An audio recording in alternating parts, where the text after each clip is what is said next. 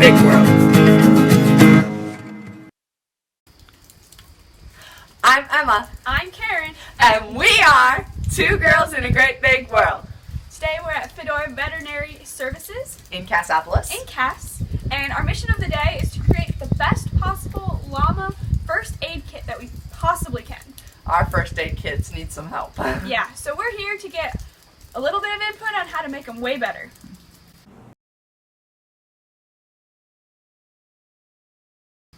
All right, we are here with Dr. Fedor of Fedores Veterinary Services. Hi. So he's gonna tell us what we're doing wrong with our first aid kits. All right. Yeah, all right, that's true. So, all right, if you want to go through them. So, we've got liquid Band-Aid. Yeah, this is a nice liquid bandage for scrapes and injuries that you can spray, clean them and spray on wounds, which is always handy to have. And just the electrolytes. Yeah, a little electrolyte in case you are out and about and your animal is a little dehydrated. You can put some electrolytes in the water, which is never wrong. The thing you gotta be careful about with electrolytes, some animals like the taste and smell of it and will go after it. But if they won't drink the water with electrolytes in it, then offer them fresh water. Because the last thing you want to do, not drink some water, you know. Got Okay? some Blue Coat, Yeah, glucose is another spray that you put on top of the wounds. some Quest. Yeah, you know, certainly isn't an emergency product. It's a dewormer. Yep. But it's not something that you would have to worry about on an emergency basis. But deworming is important. And we got some Swap. Fly control. Yeah, that's always nice to have. And this time of year, with this year, mosquito control. Because of the triple E that's around, and any mammal can get it, including humans. But fly control is important too. Yep. Flying sulfate. I have no idea why we even have Yeah, this in our box. Well, it's not an emergency product either. One thing it's used for is mange, mites. Oh, okay. And so that is a product that can be beneficial if you get some mites, and occasionally llamas can get mites, and which is mange. We got some hydrogen peroxide. Peroxide for a fresh wound. Hydrogen peroxide is good to clean it out. But on a wound, I don't like to use it day after day after day because it can be a little too abrasive. But the first initial cleaning is good. Yeah. Okay. Yep. And the alcohol and disinfectant cleaning product also. Got some needles Yeah. and horse treatment. Yeah. So needles and syringes are fine if you need to give an injection or some kind of medication in an emergency. Trimmers, you know, get a broken toe or long toes, those are always good to have, trim toes on the llamas. That's about all that I have. That's Okay. also about all I have. Okay. So what else do you And- think we need? Bandage material of some sort is good. Before I forget also, the Banamine is a pain, inflammatory pain medication. It's not a bad idea to have, if you get one, it helps on high fever also. Thermometer is the other thing. Oh, To didn't even think take about the that. temperature, yeah. If you have one that wasn't eating and sick, you know, to get the temperature to see if we have a fever or not. If you call the vet, you can tell them they got a temperature of such and such, you know. So a thermometer is good, but then the bandage material is good if you had a severe cut or a bleeding wound, so you can put some pressure on it and bandage it up, you know, to stop the bleeding and to protect it if it's a nasty wound. So there's a lot of bandage material. The vet wrap is a good product. You know, you can get some, you know, regular quilted wraps that you could wash and reuse if you needed to wrap something. We have heavy cotton covered bandages that you can use if you have a major problem.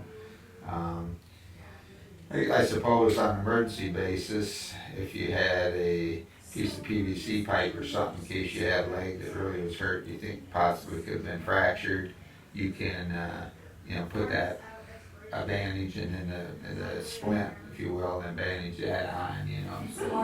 So that's something to think about also. Alright, what else we got in our mysterious bag? Mysterious bag there, of goodies. So we've got Back some. to the Pepto. Yep, we got some Pepto-Bismol Yeah. here. And if you get most of the time you wouldn't need that on an emergency basis, but if you had a diarrhea problem in a llama, I personally prefer kale pectate to use that over the Pepto You gotta be careful with Pepto-Bismol in dogs. There's an ingredient in some of the drugstore Pepto that's not healthy for dogs. Okay. We got some baking soda used Okay. for If you got one that got an upset stomach and acidic or something, you can certainly give them a little mix with a little water and give to them. That wouldn't necessarily again be an emergency situation, but the saline solution wash for eyes, if you had an injured eye, you're out and about and the vet wasn't handy, you can wash it out with a saline eye solution. And it wouldn't be a bad idea if you're gonna be gone and not near where a veterinarian may be, if you're out camping or something, some triple antibiotic eye ointment, in case you get a scratch on a limb or a poke, or just some kind of eye infection, you can get started on some treatment until if it wasn't getting better, until it could be looked at by a veterinarian, yeah. So we got some petroleum jelly. I Yeah. was told by a previous vet that if you cleaned out a wound with hydrogen peroxide and didn't have any SWAT on hand, that to keep flies and maggots out, you can use You petroleum could jelly. coat over it with petroleum jelly, it won't hurt anything, that's true, that's true. And then we got some gloves. Yeah, Because yeah. as you mentioned before, diseases can be transferred to humans. Yeah, certain things can be, and if you got a nasty wound to clean something up with, it's nice to have a pair of latex gloves to put on, yep. Excuse me. We got our neon green duct tape. All right, that's pretty stuff. It was on Yeah. sale. Yeah, duct tape always works to put over the top of some kind of material for a bandage What a material. PVC pipe. Yeah. Yeah, Ah. yeah, that works good over that. You'd want a fairly thick, heavy bandage to, excuse me, to put over the, and then put the PVC, and then you can put some vet wrap on to hold the bandage on. Okay. And then put the PVC splint over the top of all that, and then duct tape it on over the top of the PVC. Okay. So Yep. That's a lot of layers. let's say you're out in the woods. Could you Yep. use sticks instead of Yes, PVC? you could, if you had to. You could find a fairly heavy, piece of limb or something, if you had a way to break it off. A real thin one, not gonna hold much, but if you had a fairly decent one. And you could use anything like that for a splint, yeah, on an emergency basis, and tape it on, yep, sure could. For the things we don't have, like the Banamine and the eye ointment, Yep. can we just find that at a farm store? No, yeah, that's a prescription type product, Oh, so you'd okay. either have to get it through a veterinarian or a script. Banamine, you don't find in a human drugstore, so you'd have to get that through a veterinarian or yeah. But the eye ointment also is a script, so you'd have to get a prescription from a vet or buy it from the veterinarian. Yeah. Okay, cool. Yep. All right. So we have a new addition to our first aid kit. There you There's go. more we still need to get too. Yeah, obviously. Never ending. All right. Cool. So Okay. First and foremost, what is the most interesting case you've ever treated? Oh my, that's a common asked question, and I always that one always makes me think a little because I've seen so many different things that it's hard to say there's one case that really sticks out in my mind. I tell everybody I've seen all kinds of interesting things over practice in 42 years, but I've probably camel might be the one that was most interesting. That had a lameness issue. It was very hard to diagnose, but just the idea of working on one. Buffalo is another thing that can be very challenging to work on. Wow. Yeah. And an elk, I worked on elk, white-tailed deer, reindeer, so you find interesting things like that.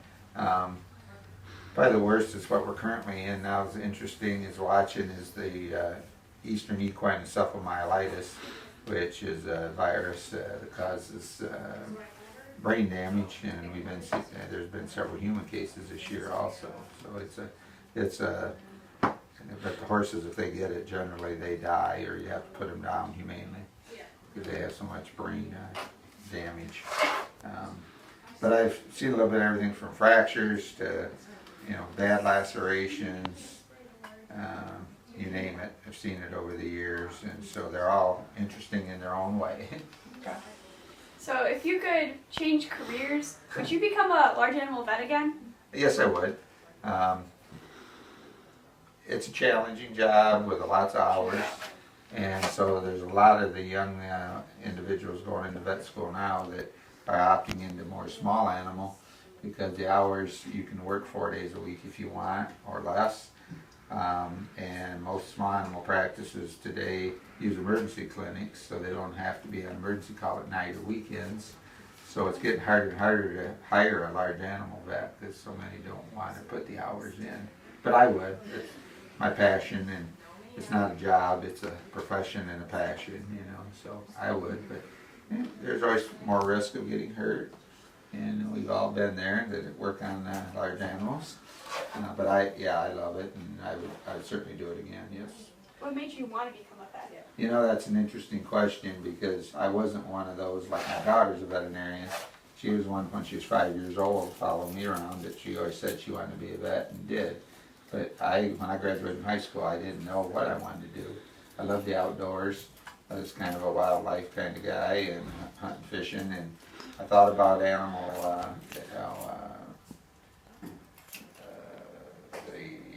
wildlife type work, or game warden, something like that. I grew up on a little farm and had some animals, and I was in 4-H, and then I got a job when I went to junior college with a veterinarian, and decided that sounded like it might be what I wanted to pursue, and so I went from there. But I wasn't one of those that wanted to be a vet from a kid. Yeah. So you're one of the few vets in our area that treats exotic animals, such as llamas. Yep. So what made you want to get into exotic animals? It was more in my situation, more that the people were calling, looking for a large animal vet that would work on them and be willing to. And so years ago, I just said, yeah, because they couldn't find anybody else to do it. It wasn't as if my goal as a veterinarian was to be an exotic animal veterinarian, which there are people that just do that, specialize in different things like that. But I found it interesting.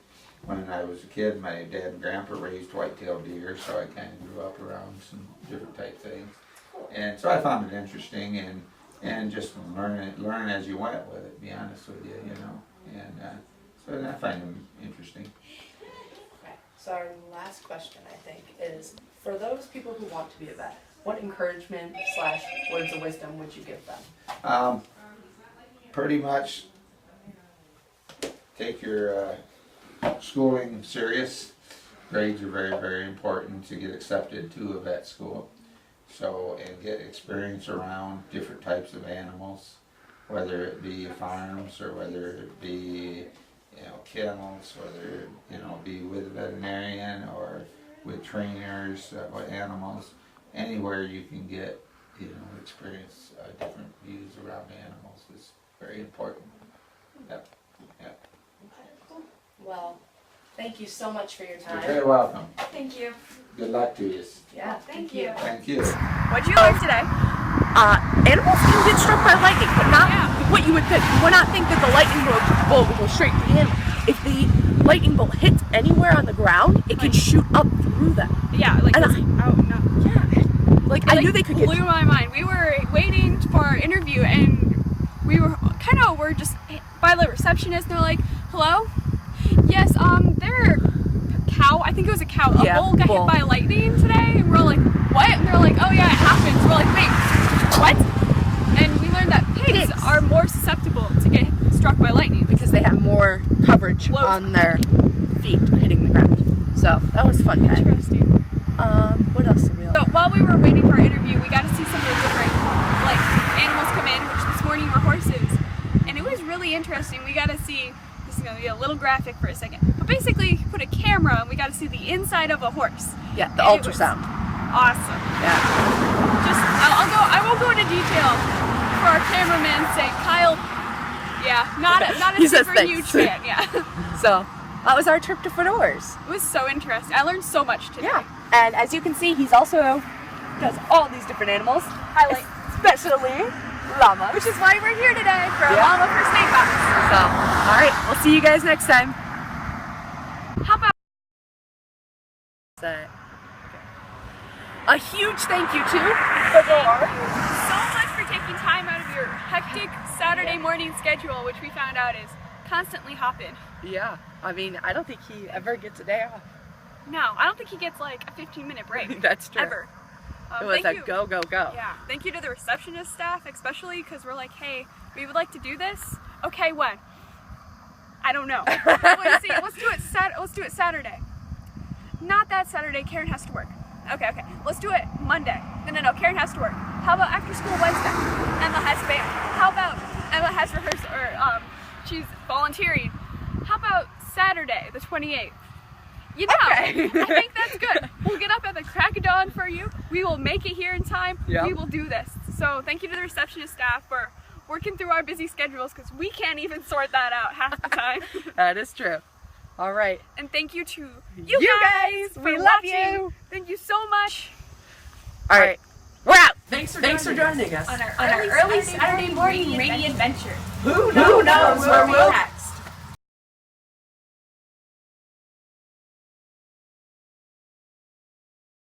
I'll come out in the wash. I'll come out. I'll come out in the wash. Every little stain, every little heartbreak, no matter how messy you got. You take the sin and the men and you throw them all in and you put that sucker on spin.